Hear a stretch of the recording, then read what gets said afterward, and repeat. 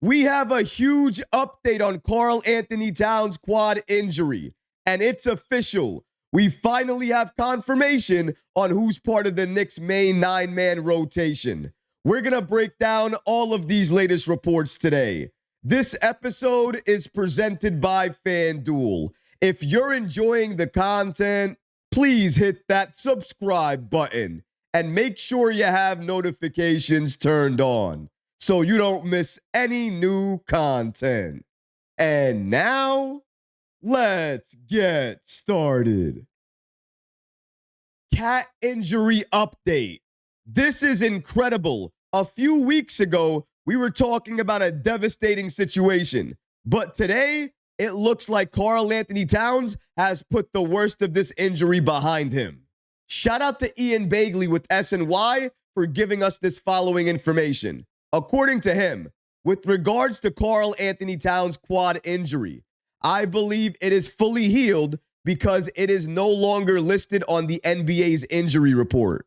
This is incredible, amazing news. However, he's not fully out of the woods yet. Shout out to New York Basketball on the app X for giving us this following information. According to them, Karl-Anthony Towns was just downgraded to questionable tonight by the Knicks due to an illness that he's dealing with.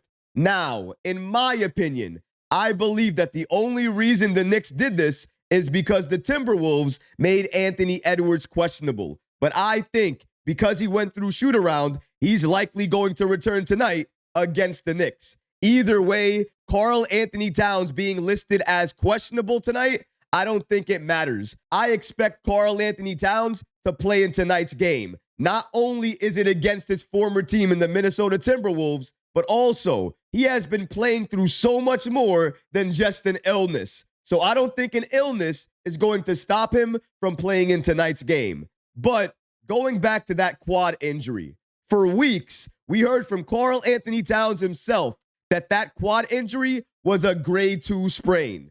Now, if he's fully recovered at this point and he has no injury, I'm very happy to hear that. But if that's the truth, then he probably really didn't have a grade 2 sprain. Because if he did, there is no way he would be looking like this and fully recovered at this point in time. There is no way he would be healed right now. But hey, listen, I'm not complaining. I'm happy that he looks like he's fully healthy and getting back into rhythm with this Knicks team. But that's not the only thing I'm happy about.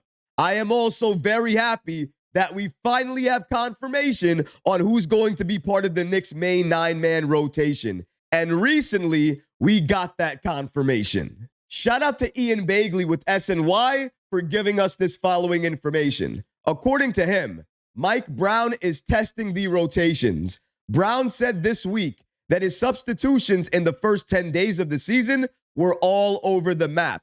He knows this has made it difficult for the reserves to find the rhythm, but he's gotten more comfortable with the lineup/rotations as of late. According to Mike Brown, these last 2 nights were the best I've done for them in terms of the rotations. They kind of sort of knew when they were coming out, going in. They kind of sort of knew who was playing together.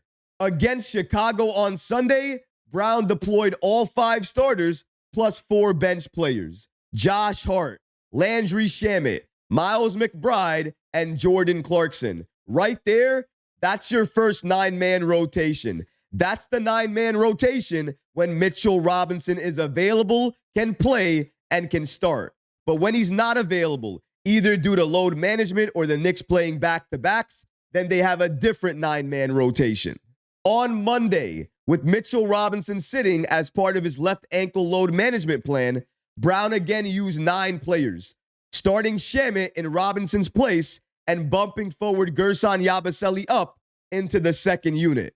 So when Mitchell Robinson is out, Gerson Yabusele gets more opportunities. When he's playing, Yabusele maybe gets 2-3 minutes per game. That's where he is right now. Yabusele is really the 9.5/10th man off the bench, at least according to Mike Brown. The other players on this team are already set. And honestly, I have no problem with that. I'm happy with that. especially if it's going to help the players get into a better rhythm. However, I still don't want Mike Brown to go away from playing the matchups. Remember, playing the matchups, that's how you gain more advantages over your opponent. I want to see Mike Brown go to that at certain different points during the season, because this Knicks team, we have the depth to allow Mike Brown to do that. And if he does it the right way, he'll start developing the young Knicks players. And I thought him coming to this team, that was one of the main reasons New York hired him. They brought him here to coach, not only because what he can do with the starting lineup and the bench unit, but also to develop the young Knicks players, the players of the future. We still need that. Mike Brown, as of right now, really hasn't done that. The only thing I can say he's done is that he's played the younger Knicks players in garbage time. Last season, under Tom Thibodeau, even in garbage time, the young Knicks players, they often would not see any playing time. But this season, early on, we've seen a slight change to that. But it's still garbage time. I want to see what these young players can do when they're playing in a regular NBA game with real minutes on the line. Because during those moments, you're going to really see what each and every individual player can actually give to you, what their weaknesses are, and what they still need help with. And if New York can identify that, they're only going to help themselves and their roster moving forward in the future. And let's not forget, the New York Knicks are taking on the Minnesota Timberwolves tonight. That match is set to tip off at 7:40 p.m. Eastern Standard Time. And as you can see here, according to channel sponsor FanDuel, America's #1 sportsbook, the New York Knicks still are slight favorites to win this matchup over the Minnesota Timberwolves. You can see that looking at the money line. They're at minus 174, where the Timberwolves, they're at a plus 148.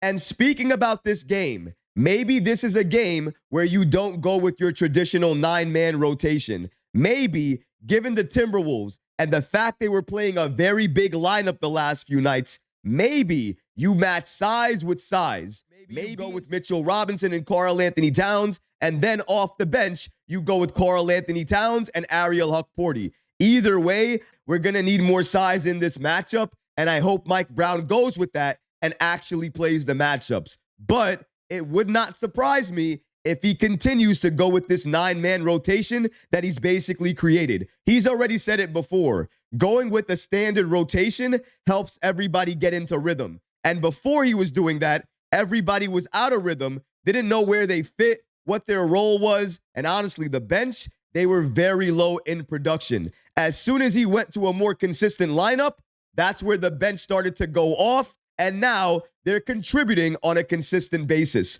We need to keep that up, but also still find the way to play the matchups. Hopefully tonight, we see a balance of that under Mike Brown. But what about you guys? What do you think about Karl-Anthony Towns no longer dealing with this quad injury? And what about Mike Brown having a set 9-man rotation already? Do you agree with the rotation? Or maybe you feel like he should continue to experiment for the next 5 or 10 games before deciding on a rotation? Let me know how you feel about that in the comment section below, guys, because honestly, I would love to hear from you. But that's going to do it for this episode. I hope you enjoyed it. And if you did, go ahead and smash that like button, leave a comment below, and of course, guys, please subscribe to the channel. Until next time, Knicks fans, take care of yourself, your families, and each other. Peace and love.